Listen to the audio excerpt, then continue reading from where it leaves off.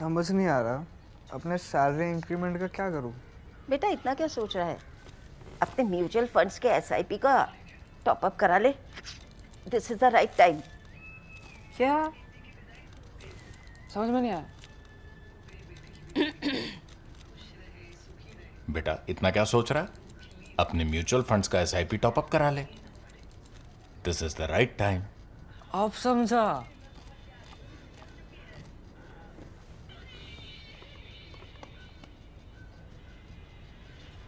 Mutual fund investments are subject to market risks.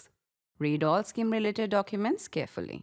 From the markets behind the Friday mosque in Bamako, packed with shops selling prayer beads, the Quran, and the horn skulls and quills of wild animals used in folk religion alongside medicinal herbs, as well as betting slips for horse races taking place back in France, the street loops back to the National Assembly and the offices of 107.4 FM, the state-run Radio Islamique de Bamako.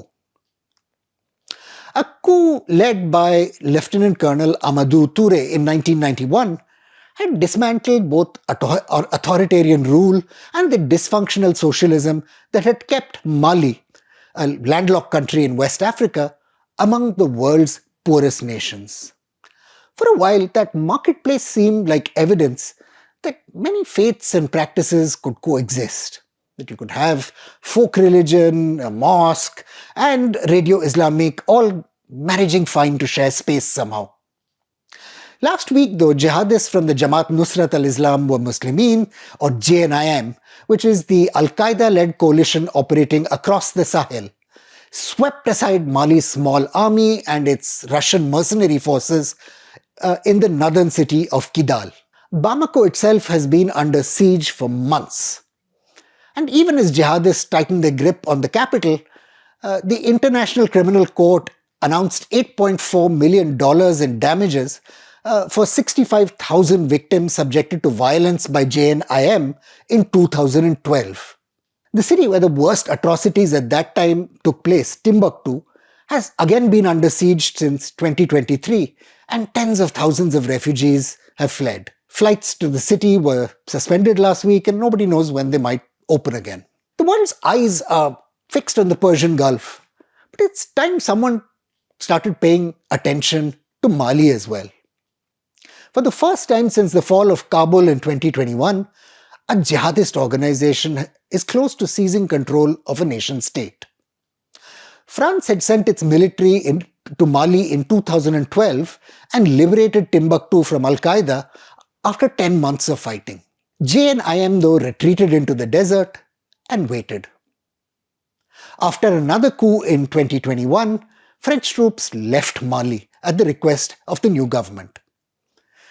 The Russian mercenaries who replaced them proved both brutal and inefficient. Warning signs of the brewing crisis have been visible for decades. Around 1992, the scholar Benjamin Swathes noted, there were a sudden surge in public expression of right-wing Islamism. In the name of God, the compassionate, the merciful, a handwritten sign he found read, we ask the management to stop the advertising and the screening of pornographic films. If not, we are going to ransack the cinema, God willing.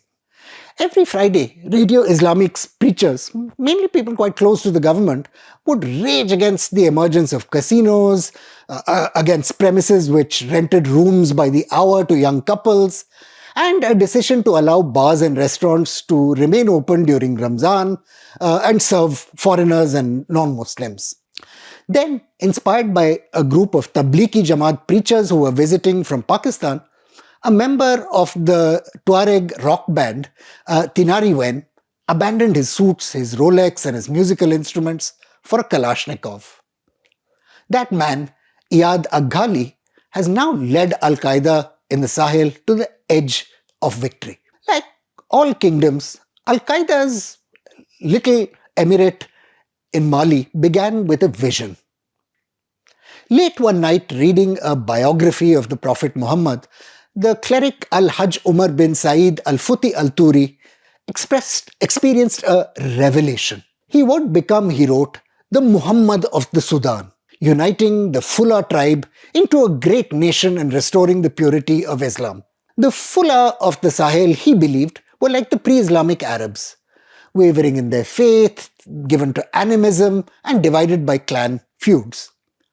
Jihad, he thought, would redeem them as it had redeemed the Arabs. The caliphate Umar built between 1849 and his death in 1864 covered some 250,000 square kilometers, stretching from Dingire in the west to Timbuktu in the north and southwards to Segu on the banks of the Niger River. Islam had arrived in the region around 800 years into the Common Era, carried by traders who'd come from the Middle East in search of ivory, ostrich feathers, and, most importantly, slaves and the gold mines which produced 2/3 of the medieval world's needs. Islam rapidly embedded itself in the fabric of society by providing access to networks of traders and creditors whose influence ran all the way from Africa into Europe and the Middle East. The Mali Empire's Islamic identity reached its apogee under Mansa Musa, whose celebrated pilgrimage in 1324 CE announced the existence of this kingdom to the wider world. The new rulers of Mali had an interesting origin story. They claimed descent from the Quranic Kidal ibn Rabah, sometimes referred to as Bilal al-Habshi, a former slave who occupied a position of great trust and influence under the Prophet Muhammad. The great medieval traveller Ibn Battuta, who visited Mali in 1351, praised its wealth and the harsh discipline it imposed on children who lagged in memorizing the Quran. He was scandalized, though, by the absence of gender segregation and by court rituals he considered un-Islamic. Female servants appeared unclothed before the court, subjects prostrated themselves in dust and ash before the Sultan, and royal poets performed in feathers and bird masks. The Mali Empire, weakened by wars with Berber powers and with the Sultan of Morocco, eventually collapsed and was succeeded by the Songhai Empire. From the 17th century onwards, though, jihad re-emerged as a recurring motif of movements for political change. Obek Ashfanga, also known as Nasir ad-Din, led a theocratic movement in what is today Senegal and Gambia, seeking to purify Islam and eliminate the slave trade. Later, the well-known cleric Osman Dan Fodio mobilized peasants, slaves, and pastoralists against the sultans of the Hausa kingdom. The victories of his jihad produced the Sokoto Caliphate, which finally fell to the British in 1903. Finally came Umar's empire, which I told you about, which was in turn overwhelmed by French imperial expansionism. The end was to see the heads of Tuareg rebels displayed on the streets of Timbuktu by the French military. Even though Islam had given the Sahel a single faith, other fractures remained unhealed.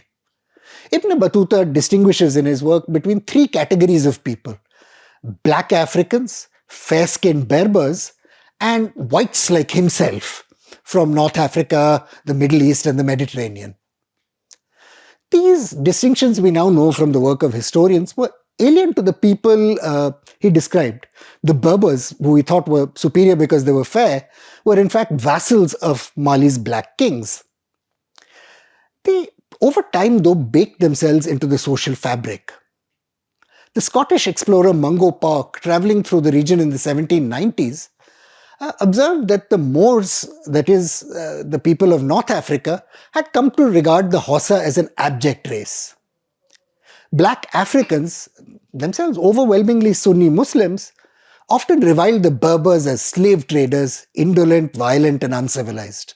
French colonialism exploited and enabled these divisions.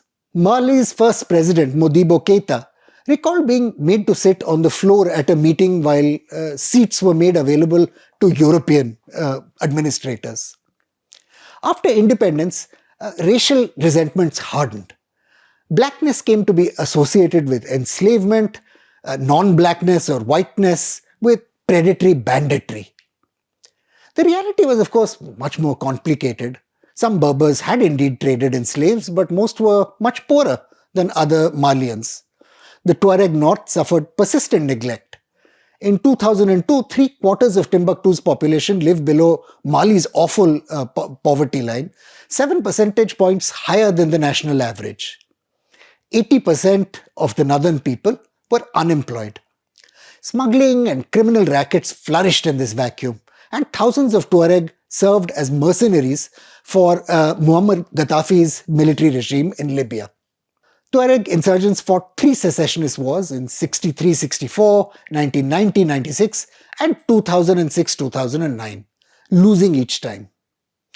Then Al-Qaeda began moving into the area from 2012, bringing with it resources, weapons, and allowing JNIM to become a well-funded and well-armed group. Following Gaddafi's fall, Aghali drew the nationalist cause into jihadism, the latest iteration of a movement that had swept Mali many times before. The 10 months Timbuktu spent under jihadist occupation made clear what Al-Qaeda really understood or made of Mali's Islamic heritage. Residents were forced to witness the amputation of thieves' hands in the city squares. Women were whipped and forced into marriages. Ancient manuscript libraries, invaluable homes to invaluable documents were burned, and mausoleums and shrines were destroyed. Colonel Assimi Goita then seized power through 2 back-to-back coups in 20 and 21, promising to achieve the refoundation of a sovereign Mali without France. His regime's populist nationalism, though, provided no answers to the country's real problems. As the security situation deteriorated and Russian mercenaries were unable to do anything about it, the economy also crumbled. The lesson of JNIM's long war and its return is clear. Force is needed to set conditions for political change. But combating jihadism also requires political effort and state building. From Iraq to Afghanistan, Syria, and now Mali, the world's major powers have shown they lack the will to do either. I'm Praveen Swami, and I'm a contributing editor to ThePrint. Thank you for watching this episode of Security Code.